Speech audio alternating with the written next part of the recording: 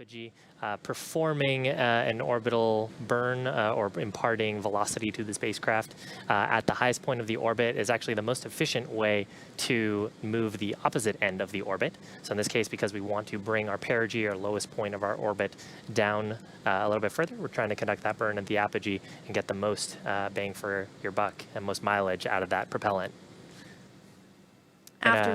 They'll have depart burn 3. That'll be a 41-second burn. So as we mentioned earlier, it's kind of like a co-elliptic burn, and it will keep Dragon always down below the International Space Station. Later tonight, we'll be looking for a phasing burn. That'll be the longest one we've seen so far at over 6 minutes. And it'll put Crew Dragon on the proper orbital path to line it up with the splashdown zone. And then eventually we will have our deorbit burn tomorrow. We'll see the nose cone close, we'll see the trunk jettison, and they will come on home looking for a splashdown tomorrow in the Gulf of Mexico, specifically at our Pensacola landing site. Yeah, the departure burn, taking a look at the data, expected around 10:48 Pacific time plus 7. Let's see, that would be around 5 o'clock in the morning or so. For GMT. GMT. Separation. Great burns. Physical separation 4:35 p.m. Pacific. Thrusters looking good. Counting down to a nominal departure burn 0 coming up shortly.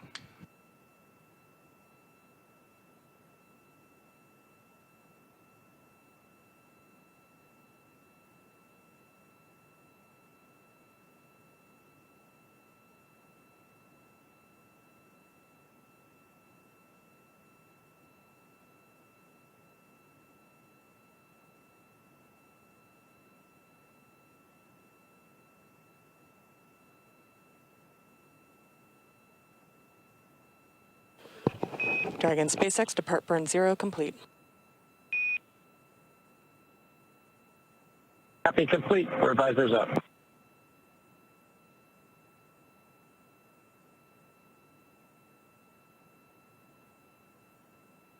And you heard depart burn 0 complete, that 12-second firing, moving Dragon slightly faster away from the International Space Station using those service section Dracos.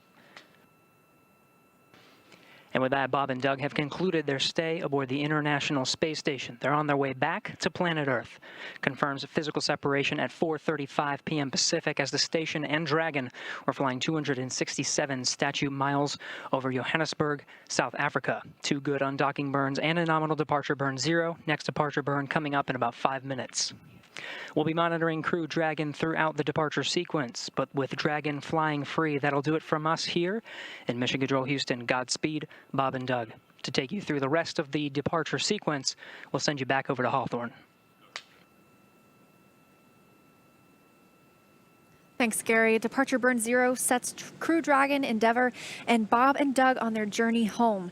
Dragon ship Endeavour is now on a trajectory to head up and over the station before additional maneuvers will change its orbital path to take it below and in front of the station. Dragon will autonomously accomplish that through 3 additional departure burns, with that next one coming up in just a couple of minutes to get Bob Behnken and Doug Hurley well away from the space station and on their way.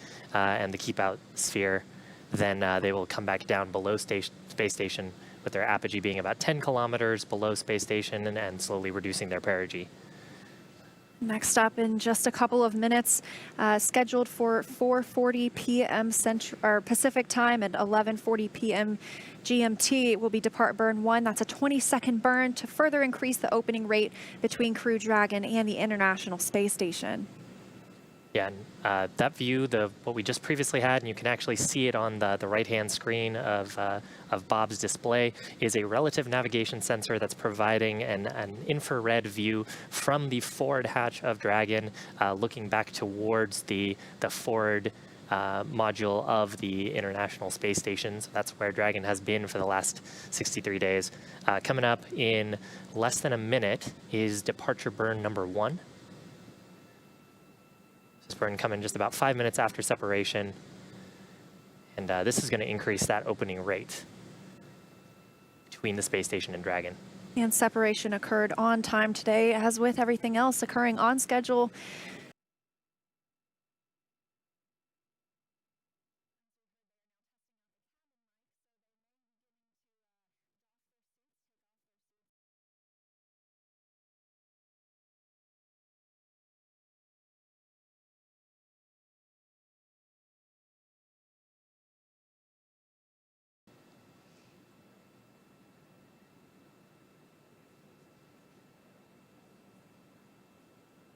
It's now been 30 minutes since Crew Dragon separated from the International Space Station, an on-time departure. Separation coming at 4:35 p.m. Central, 11:30 p.m. GMT. It has completed its first 2 departure burns, depart burn 0 and depart burn 1. And the next will happen in about 22 minutes. We'll be looking for depart burn 2. The astronauts, Bob Behnken and Doug Hurley, are now out of their spacesuits. They won't need to put those back on until tomorrow, just before the deorbit burn. So another question on social media right now lines up well with the view we have of Dragon. From Michelle, why is Dragon glowing right now? And actually, Dragon isn't glowing. What we're seeing is the reflection of the sun. So right now, both Dragon and the International Space Station not in the Earth's shadow. And just from this view on the camera, compared to everything else being so dark in the background of space, Dragon is just coming out looking a little bit whitewashed just from the exposure. So not glowing, but just seeing the reflection of the sun as we sort of adjust the white balancing.